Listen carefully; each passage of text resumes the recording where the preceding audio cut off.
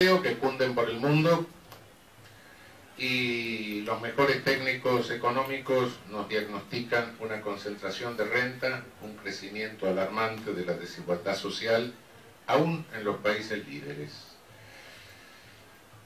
Ahora, todo esto que estoy diciendo, se preguntarán ustedes, bueno, ¿qué tiene que ver esto con el poder punitivo? ¿Qué tiene que ver el poder punitivo en este panorama? ¿Qué tiene que ver esto con la política criminal? ¿Qué tiene que ver todo esto con el derecho penal, la criminología, etcétera?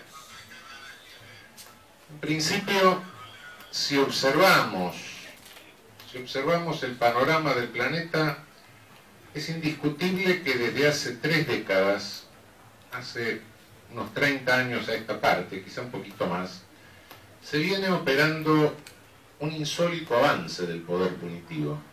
Algo que en la posguerra, en los sueños de la posguerra, hubiéramos considerado impensable, ¿no?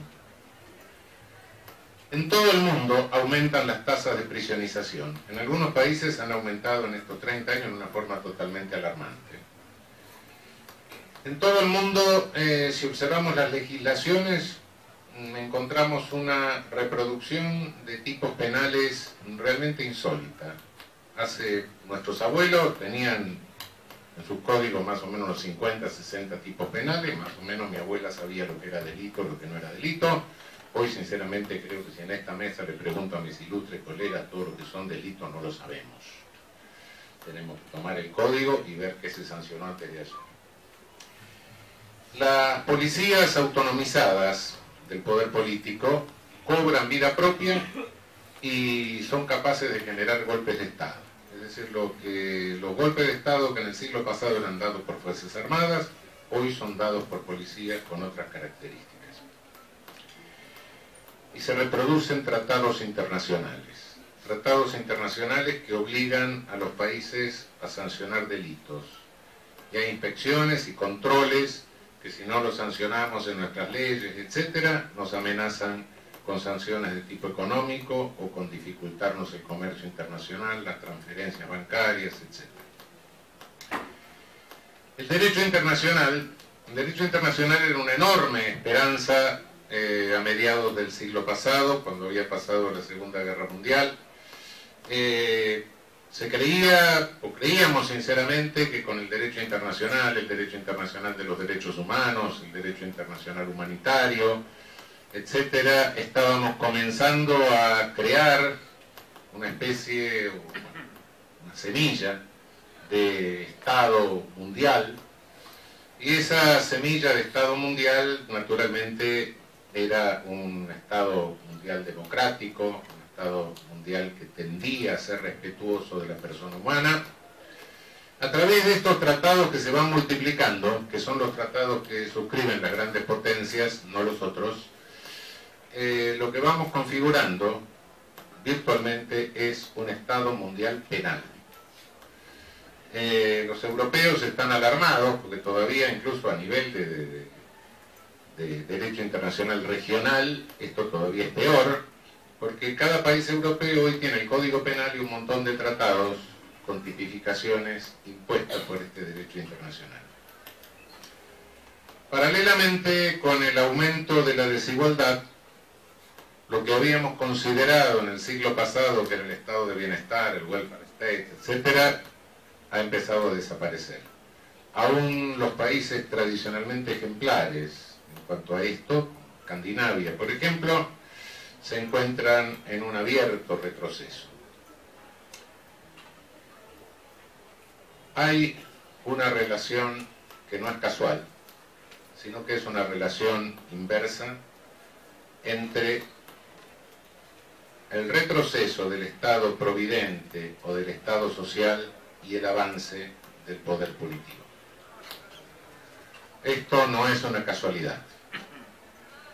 Quienes están observando y se están dando cuenta que se produce un fenómeno de aumento de la desigualdad, que la tendencia a acortar la distancia entre el que más tiene y el que menos tiene es una tendencia que se ha revertido y esa distancia está aumentando, necesariamente esto genera conflictos. Y los conflictos hay que contenerlos. ¿Cómo se contienen? A través de la habilitación de poder punitivo. Cada vez que sancionamos un tipo penal, podemos decir, no, este tipo penal está orientado hacia los poderosos, hacia el crimen organizado, si esto, si aquello, sí, fenómeno. En realidad lo que estamos haciendo es habilitar un ejercicio de poder punitivo. Y el legislador que sanciona un tipo penal nunca sabe cuándo va a ser usado. Son las armas, son como armas. La vieja dice que las armas las carga el diablo, sí es cierto. El tipo penal es igual. Es un arma cargada que no se sabe cuándo se va a disparar ni contra quién se va a disparar. Muchas veces se dispara contra el propio legislador que lo sanciona y va a ser criminalizado en función del mismo tipo. Es decir, habilitamos poder punitivo y sabemos que ese poder punitivo, aunque en el momento de habilitarlo estemos pensando en el poderoso, etc., en la práctica, en el proceso de criminalización secundaria, siempre va a dar en el más vulnerable. El punto en que converge la desigualdad creciente, el poder punitivo creciente y el deterioro del medio ambiente es una convergencia, un punto de convergencia cultural y antropológico.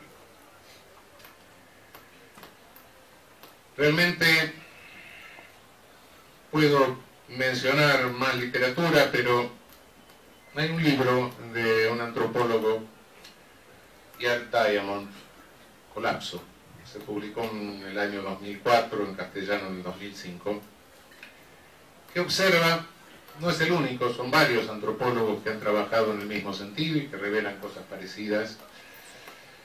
Observan que ha habido culturas y civilizaciones que se extinguieron en tiempos que fueron relativamente lejanos, y otras que han llevado a cabo políticas que son de depredación ambiental suicida, y esto en tiempos más recientes, en tiempos más actuales.